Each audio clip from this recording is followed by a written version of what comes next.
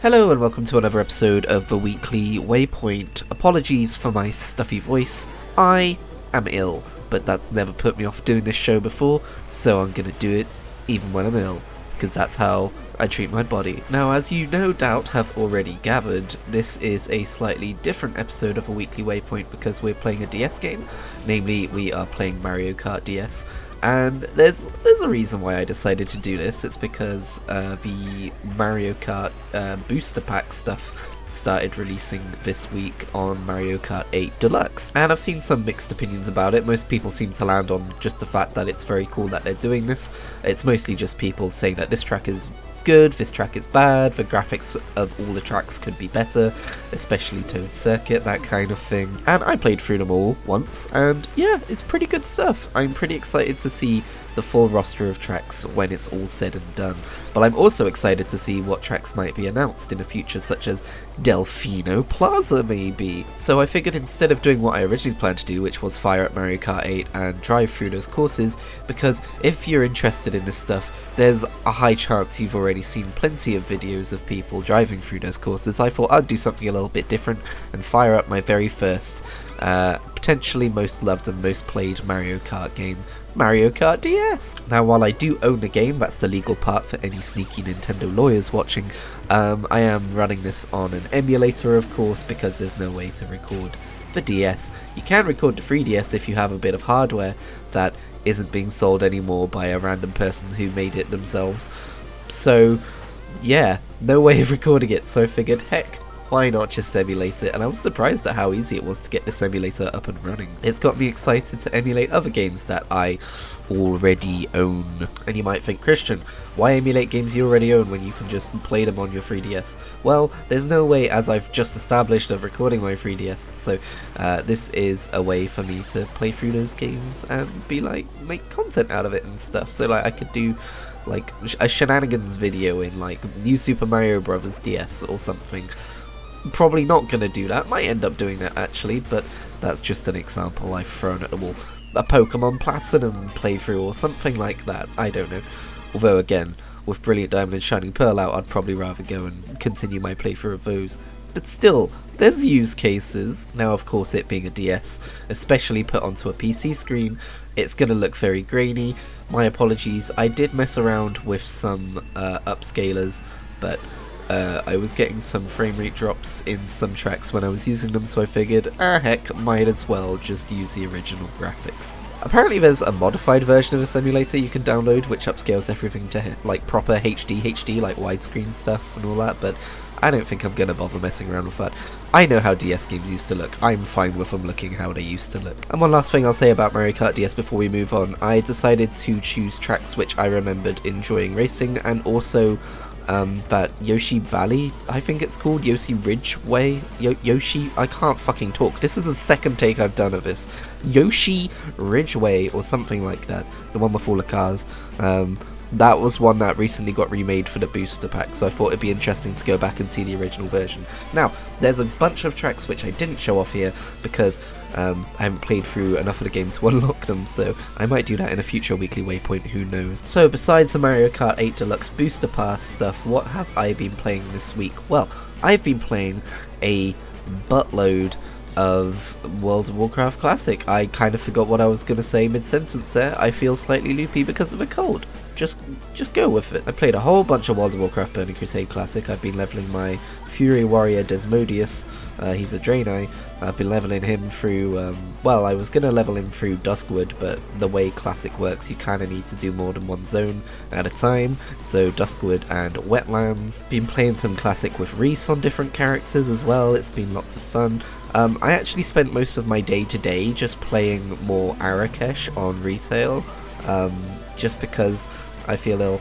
I don't feel like a challenge right now. I just felt like, you know, phasing out the world and melting some enemies. So, yeah, I've been doing that all day. So I've been playing both versions of World of Warcraft, burning the candle at both ends. Honestly, one of the reasons I got into Burning Crusade Classic was to try and stave off the kind of feeling of, like, you know, when I start to lose interest in a game, and I think it worked because I'm now interested in World of Warcraft retail again. I'm going to try and juggle them both as best I can because I'm part of two amazing different guilds, and I don't want to kind of like go dead on either one of them. And also, let's face it, it'd be quite rude of me to get recent to Burning Crusade Classic and then just piss off again, wouldn't it? But it wouldn't be the first time. I also played the opening 2 chapters of the Marvel Guardians of the Galaxy game, which is on Game Pass as of, I want to say this week, maybe last week, and yeah, it's really good. It definitely feels like Guardians of the Galaxy. Like, as I'm watching through the story, like in the cutscenes and stuff, and just the dialogue, it just feels so authentic. It kind of just feels like another Guardians of the Galaxy movie. One of my complaints is that the main character's dialogue never stops, and by that I mean you'll be doing a mission and there will constantly be back and forth between the characters, and that's fine. Until it starts to, you know, after a while you just want like a second of like, no talking, please. Like, I don't know how people are streaming this game. Like, how do you get your commentary in between all of the fucking voice lines? It's insane. And while you might think it's cool to have these quirky characters talking between each other all the time, it does become a bit formulaic. Like, for instance, it would be like, oh, we can't go over there, what are you talking about? I am Groot. Well, exactly, Groot, that's what I'm saying, we can't reach over there. Oh, relax, Rocket, we can get over there just fine. Oh, really? I am Groot. Yeah, that's what I'm saying, you know, just constant that over and over and over again. And also, I'm still, the jury's still out on the actual combat. It's fine. Like, it's not bad the way they've implemented it. I just don't know if I like the direction they've gone with for it. Yeah, I don't know. Other than that, good game, enjoying it so far. It really shines for me when I'm doing the kind of Telltale Games side of a game where I'm just watching cinematics and making dialogue choices personally. I've also played a little bit of Tunic, got a video on that going out this week. Now with these Zelda style games, I'm always at risk of running into a dead end where I'm not sure where to go next, and instead of figuring it out, I just kind of like decide to load up a different game the next day, because there's always 1,000 games vying for my attention, and if I haven't got something actively pulling me back to a game, I'm natural to just bounce off of it. So I don't know how much further through that game I'm going to get, but the video I have, did I mention that? Yes, I did. Sorry, 10-second memory going on here. The video that you're going to see next week, or this Thursday I guess I should say, is going to be all the time I've spent in that game so far. It is an adorable little game, but it is also kind of tough as nails at points. Like, I didn't die until after I got the sword, and I'm kind of lauding that as a point of pride. I'm sure there's going to be immediately people who are like, that's not that big of a deal, dude. But I'm not good at Souls-like games, and I do count this as the Souls-like game, because as like overwrought as that kind of generalization is, I guess, it definitely feels like it's done it on purpose to be, you know, called a Souls-like. Like, you've got bonfires and enemies respawn when you sit down at them as checkpoints, and you know, stuff like that. The combat's vaguely Dark Souls-y too. I've seen some pointless arguments over whether it's a Zelda-like game or a Souls-like game. It's both. I don't understand why people have to categorize things as one thing or the other when they can be more than one thing. Drives me up the fucking wall. It's clearly both. It is a Zelda Souls-like. It's not that hard to wrap your head around. But yeah, it's adorable, it's tough, and it's fun. If you like Death's Door, you will definitely like Tunic. That's the way I'm going to put that out there. This week also feels like it's been a week of me finishing stuff. I finally finished Lord of Chaos by Robert Jordan after a whopping 5 months of reading it. My god, it is a 1,100 page book, but still that took me way too long to read. My attention got divided by a few different things, but my blurble reasoning video for that is now out on the channel. And similarly, I also finished, what's the other thing? Oh my god, brain please. Dragon Ball Z, that's right, the manga Dragon Ball Z. And actually that's worth talking about here as well, because I've started a little bit on Dragon Ball Super, despite wondering if I should bother doing that or not. Like, obviously Dragon Ball Super is more Dragon Ball Z, so that's cool, but the problem is, like, when you, instead of reading it week to week, when you binge it all in one go, the pattern of, like, I mentioned this in the thoughts on about it too, the pattern of, like, powering up to become strong enough to face your foe, and then powering up and you being like, oh my god, no, what now? And then you power up again. Just the simplicity of it does wear on you after a while when you're just binge reading it and it happens every 10 minutes. As for whether Dragon Ball Super has that problem, I personally couldn't tell you, because I'm only 5 issues in, and chapters in, and it's got a different problem where it decides to basically just piss off and go turn into a movie, Like, it builds up a storyline in 5 chapters, and then the next chapter, it's over. It's done with. There's a little time skip, and it's never mentioned. And I had to look this shit up, and it's because I forget the name of the movie now, but like the 17th or so Dragon Ball movie is canon and needs to be watched in conjunction with reading the manga, or I guess watching the anime at that point if you're watching the anime. And honestly, that kind of rubs me the wrong way. I'm saving my first impressions for animated Dragon Ball until I can watch it with Reese, and then maybe we can make some kind of content about it.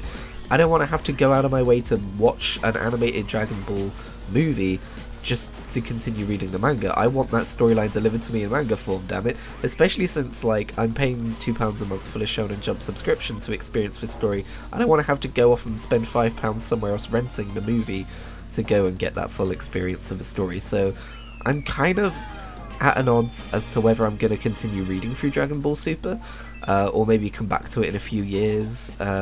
Honestly, I might just drop it for now. Especially since the next chapter kind of, like, because I didn't know what was happening at first, it kind of spoils what even happens in the movie, so I'm like, well, great, like, in one issue they're like, oh, we have to power up by doing this ritual thing, and in the next they can just do it automatically, and I'm like, what?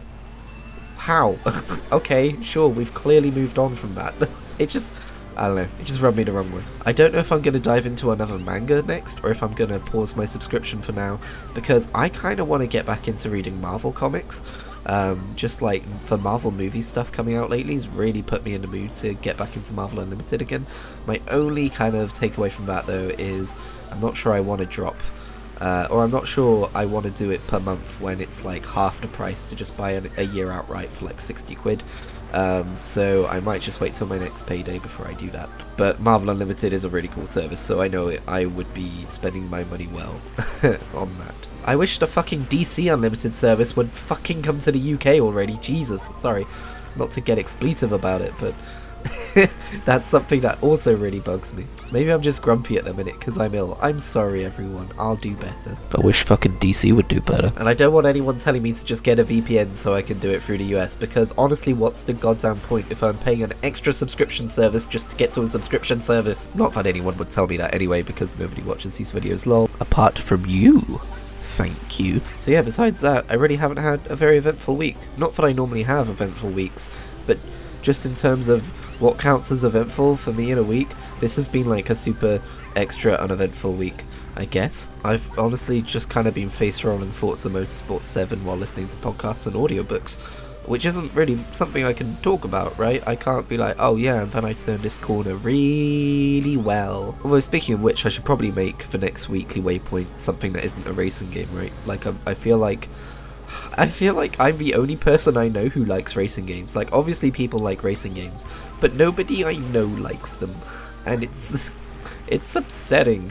The other day, and also like, I don't begrudge anyone that, obviously everyone has their preferences, but like the other day I was watching, yesterday even, a video which is just a compilation of one lap of Trail Valley in Gran Turismo throughout every game from 1 to 7, and it just shows the evolution of that track, and it's just fascinating to me. I love it so much. Go search for it if you're interested. It's a really good video. It's interesting to me because I grew up with Gran Turismo, and like, we started with Gran Turismo 1 when I was super little, and it just kind of like personifies, or not personifies, but it's a really good example of how games have changed throughout my personal lifetime. Honestly, I was considering downloading Gran Turismo and emulating that, and honestly I still might, because it's just kind of cool, you know. Obviously I don't have a PS5, so I can't play Gran Turismo 7, but from what I've heard, that's a microtransaction ridden shit show anyway, which is a shame because it looks gorgeous. For those of you who aren't aware, the devs recently put out a patch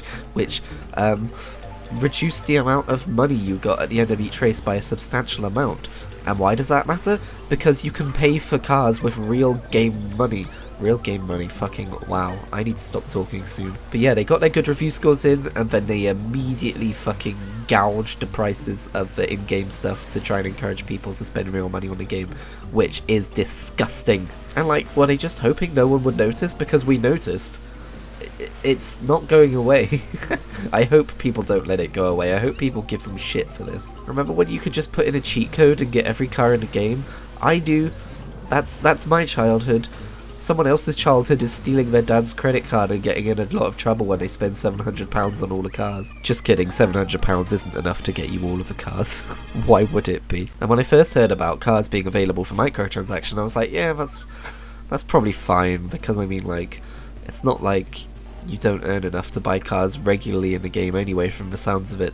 And then Polyphony were like, yeah, good point, we should make it so you earn like 10% of what you were earning before, or so. That's not like an actual number, don't quote me, but it's something insane like that. Forza would never, and it fucking better never. As I was fishing around for something to end the video with, I found something that might remind you of how I ended last week's video.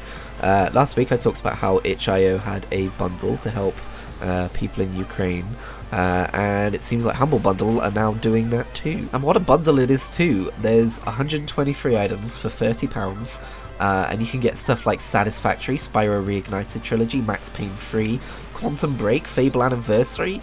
Frickin' there's some massive names here. Starbound, which had a very unfortunate controversy with the people who made the art for it not getting paid. Thanks for that, Chucklefish, you bastards. It has a lot of games in here which you would be surprised to see in like a bundle, and it's cool. So if you want to, oh, it's not just that either, it's comics too. There's some The Boys is in here.